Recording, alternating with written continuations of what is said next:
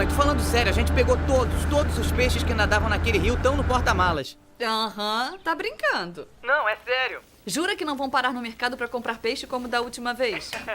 Tipo, Tá perguntando se a gente vai comprar peixe.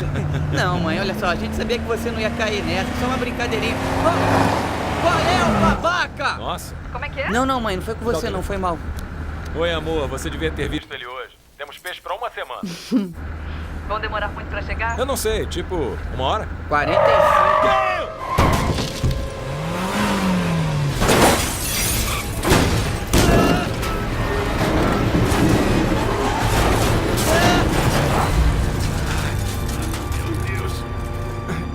Gale! Pai! Meu Deus, você está bem, Gale? Pai! Gale!